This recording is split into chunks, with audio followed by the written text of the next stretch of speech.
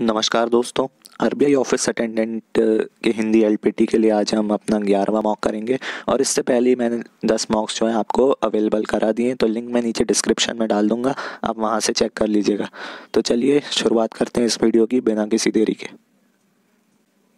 तो as always आज भी हम अनसीन पैसेज और कुछ ईडियम्स जो हैं वो करेंगे। तो चलिए आइए वीडियो की शुरुआत करते हैं। तो ये रहा आपके सामने आपका अनसीन पैसेज। आप वीडियो को पॉज करके इसको अच्छे से पढ़िएगा और पेन पेपर लेके तैयार हो जाइएगा। फिर इसके बाद आपको मैं क्वेश्चंस दूंगा। तो अभी आप पढ़ना शुरू कर सकते हैं।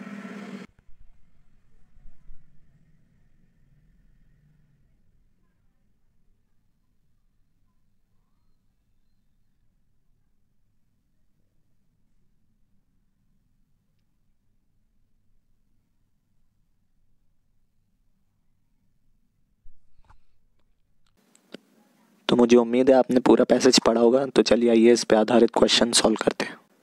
तो आपका पहला सवाल है, तूफान आने पर पहली बार समुद्री यात्रा कर रहे गुलाम की क्या प्रतिक्रिया थी। तो चलिए आइए गद्यांश में देखते हैं क्या होगा इसका जवाब। तो यदि हम शुरुआत से पैसेज पढ़ें तो यहाँ पे लिखा है, एक अमीर अपने जहाज़ पर समुद्री यात्रा कर रहा था। उसी समय एक तूफान आया। जहाज़ पर एक गुलाम जो पहली बार समुद्री यात्रा कर रहा था आतंकित होकर रोने चिल्लाने लगा।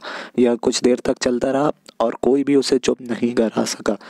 तो हमें अपना ऑप्शन आंसर मिल चुका है।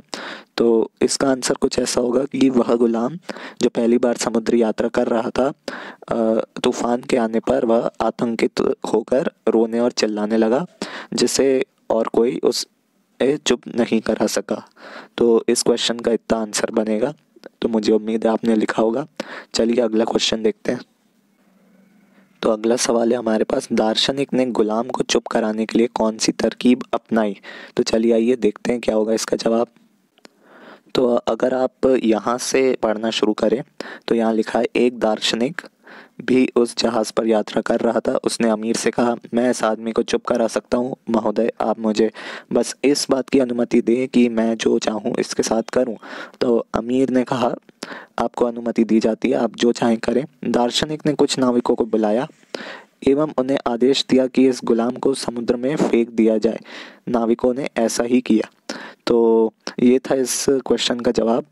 तो इस क्वेश्चन का जवाब कुछ ऐसा बनेगा कि दार्शनिक ने उस गुलाम को चुप कराने के लिए कुछ नाविकों को बुलाया एवं उन्हें आदेश दिया कि इस गुलाम को जो है वो समुद्र में फेंक दिया जाए।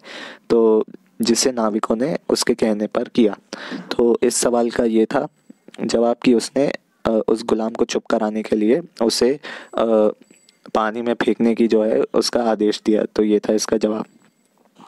तो आपका अगला सवाल है कि उपर्युक्त गद्यांश से हमें क्या सीख मिलती है।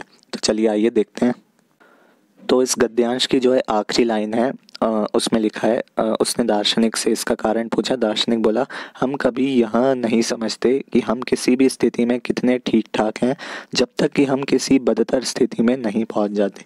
तो ये थी इस पैसेज से हमें जो सीख मिलती है कि हम कभी भी अपने से जो बदतर स्थिति है जब तक उसको नहीं देखते तो हमें जो अभी की हमारी स्थिति है उसकी कद्र नहीं होती और इसलिए हम असंतुष्ट रहते हैं। तो ये था इसका जवाब। तो चलिए अगला सवाल देखते हैं। तो अब यहाँ पे हमारे पास अगला क्वेश्चन है, निम्नलिखित मुहावरों का अर्थ स्पष्ट कर उनका वाक्य में प्रयोग कीजिए। तो आपका पहला मुहावरा है, गड़े मुर्दे उखाड़ना। तो गड़े मुर्दे उखाड़ना का जो अर्थ बन जाएगा वो होगा, पुरानी बातों को याद करना। पुरानी बातों को याद करना तो ये इसका अर्थ बनेगा। तो इस पे जो है क्वेश्चन क्या बन सकता है। तो ऐसा आप कुछ लिख सकते हैं कि जीवन में हमें हमेशा आगे बढ़ते रहना चाहिए और गड़े मुर्दे नहीं उखाड़ने चाहिए, मतलब पुरानी बातों पे ज़्यादा ध्यान नहीं देना चाहिए, हमें हमेशा आगे की सोचनी चाहिए।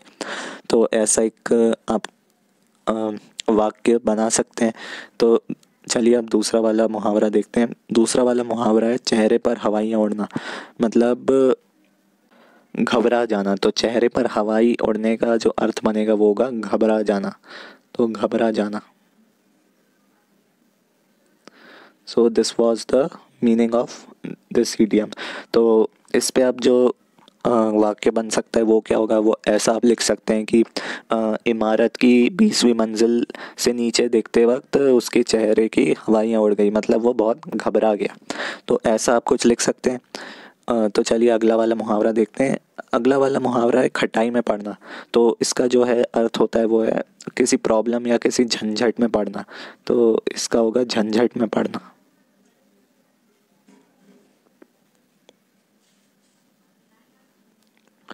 झंझट में पड़ना इसका जो है मीनिंग होगा इस मुहावरे का। तो अब इस पे वाक्य क्या बन सकता है, तो वाक्य कुछ ऐसा बन सकता है कि जीवन में कोर्ट का केस होना खटाई में पड़ने समान है। मतलब ज़िंदगी में अगर कहीं कोर्ट कचहरी में फंस गए तो एक झंझट ही है उस टाइप का। तो ऐसा कुछ आप अपने मन से लिख सकते हैं। तो चलिए अगला देखते हैं क्या है हमारे पास। तो मैं एक होमवर्क लाया हूँ आप सभी के लिए। तो यहाँ पे लिखा है निम्नलिखित शब्दों के दो दो पर्यायवाची शब्द बताइए। तो ये दो शब्द हैं, आप इनके दो दो पर्यायवाची शब्द बताइएगा नीचे कमेंट बॉक्स में। मुझे आपके जवाब का इंतज़ार रहेगा। तो इस वीडियो में इतना ही। और फाइनली मैं ऐड कर दूं कि अगर आपने अभी तक हमारे चैनल को सब्सक्राइब नहीं किया है तो जल्दी से कर लीजिए और नोटिफिकेशन बेल अवश्य दबाइएगा। और सेशन आपको पसंद आया हो तो ज़रूर लाइक कीजिएगा, अपने दोस्तों के साथ शेयर कीजिएगा और सब्सक्राइब कर लीजिएगा। तो इस वीडियो में इतना ही guys. Thanks for watching and I will see you next time.